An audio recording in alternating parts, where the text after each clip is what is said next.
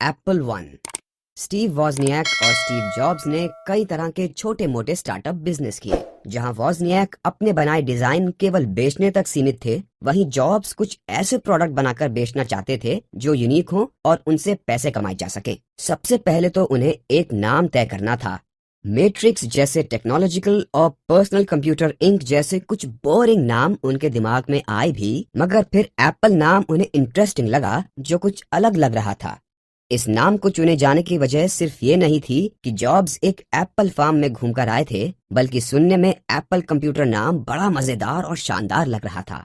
उस वक्त तक वॉज एचपी के लिए काम कर रहे थे। उन्होंने वहां अपना बनाया सर्किट बोर्ड लगाना चाहा। उनका ये प्रोडक्ट नया था और पहले कभी इस्तेमाल नहीं हुआ था, इसलिए उसे नकार दिया गया। इससे निराश होकर वॉज ने फिर जो भी प्रोडक्ट बनाए वो 100% सिर्फ एप्पल के लिए बनाए। जॉब्स का यही मानना था कि उनकी टीम इसलिए परफेक्ट थी क्योंकि वो दोनों ऑपोजिट थे। एक और वॉज जहां बहुत प्रतिभाशाली तो थे, मगर लोगों से मिलने जुलने में कतराते थे, वहीं जॉब्स की खासियत थी कि वे किसी से भी बातचीत कर सकते थे और अपना काम निकलवाने में माहिर थे। एक कंप्यूटर स्टोर का मालिक पॉल टेरेल उनका पहला ग्राहक बना। उसने उन्हें $500 पर पीस के हिसाब से 50 सर्किट बोर्ड का ऑर्डर दिया।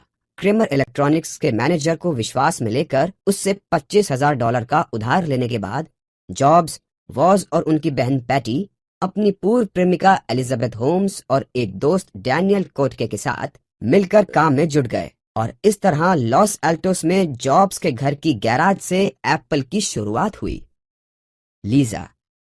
पूरे 5 साल तक क्रिसन ब्रेनन के साथ जॉब्स कभी हाँ कभी ना वाले रिश्ते में बंधे रहे। एप्पल की शुरुआत बहुत सफल रही। जॉब्स अब अपने माँ बाप का घर छोड़कर क्यूपर्टिनो से एक $600 वाले रेंटेड घर में रहने लगे थे। ब्रेनन अब उनकी जिंदगी में वापस आ चुकी थी। दोनों अब साथ रहने लगे थे। जब दोनों ही अपने 23वें साल में थे, ब्रेनन जॉब्स के बच्चे की माँ बनने वाली थी। हालांकि जॉब्स का सारा ध्यान सिर्फ अपनी कंपनी पर था, वे अभी घर गृहस्थी में बंधना नहीं चाहते थे। ब्रेनन और उनके बीच अब झगड़े शुरू हो गए थे। इस बच्चे का आना उनके रिश्ते में खटास पैदा कर रहा था। जॉब्स के मन में कभी भी शादी का ख्याल नहीं था और उन्होंने इस बच्चे का पिता होने से भी इनकार कर दिया। इस सब के बावजूद ब्रेनन ने हार नहीं मानी। उनके कुछ दोस्त इस मुश्किल दौर में उनके साथ रहे और 17 मई 1978 को ओरेगन में उन्होंने लीजा निकोल को जन्म दिया। माँ और बच्चा मेनलो पार्क के एक छोटे से घर में रहने लगे। वेलफेयर में मिलने वाली रकम से उनका गुजारा चल रहा था। जब लीजा 1 साल की हुई तो जॉब्स को उन्हीं दिनों चलन में आए डीएनए टेस्ट से गुजरना पड़ा, जिसका रिजल्ट था कि 94.41% चांस है कि स्टीव ही लीजा के बाप हैं। ये साबित हो जाने पर कैलिफोर्निया कोर्ट ने उन्हें लीजा के पालन पोषण के लिए मंथली चाइल्ड सपोर्ट देने का हुक्म दिया। हालांकि कोर्ट के हुक्म से अब वो जब चाहें अपनी बेटी से मिल सकते थे, मगर बावजूद इसके वे कभी भी उससे मिलने नहीं आए। 1981। 1977 में एप्पल ने शुरुआती दौर में 2,500 यूनिट्स बेचे और 1981 में उनकी बिक्री बढ़कर 2,10,000 हो चुकी थी। हालांकि जॉब्स को अच्छी तरह मालूम था कि सफलता का ये दौर हमेशा रहने वाला नहीं है, इसीलिए उन्होंने एक नए प्रोडक्ट के बारे में सोचा जो एप्पल 2 से ज्यादा बेहतर हो। वे एक ऐसा डिजाइन चाहते थे जो पूरी तरह से उनका अपना बनाया हो। अपनी बेटी के साथ अपना रिश्ता नकारने के बावजूद उन्होंने अपने नए कंप्यूटर का नाम लीजा रखा।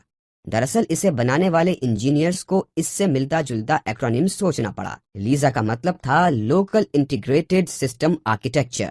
एप्पल में 1 लाख शेयर्स के बदले जेरोक्स पार्क ने अपनी एकदम नई टेक्नोलॉजी जॉब्स और उनके प्रोग्रामर्स को बेच दी। कुछ मुलाकातों के बाद ही एप्पल के इंजीनियर्स जेरोक्स कंप्यूटर के माउस डिजाइन और इंटरफेस की नकल बनाने में कामयाब रहे। लीजा को पहले से बेहतर ग्राफिक्स और स्मूथ स्क्रॉलिंग माउस फीचर के साथ बाजार में उतारा गया। आईपीओ।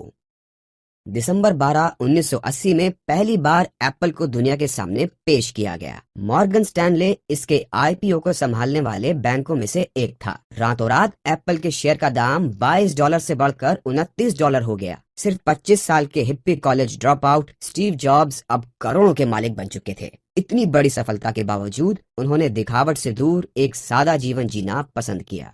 जॉब्स ने अपने माता पिता के नाम $7.5 लाख कीमत वाले एप्पल के स्टॉक कर दिए थे, जिससे उन्हें लोन से छुटकारा मिला। वे अब मैगजीन्स के कवर पर आने लगे थे। उन्होंने पहली कवर स्टोरी अक्टूबर 1981 में इंक के लिए की थी। इसके तुरंत बाद ही 1982 में टाइम्स मैगजीन में भी उनकी कवर स्टोरी आई। इसमें 26 साला एक नौजवान के करोड़पति बनने के सफर की कहानी थी, जिसने महज 6 साल पहले ही अपने माता पिता के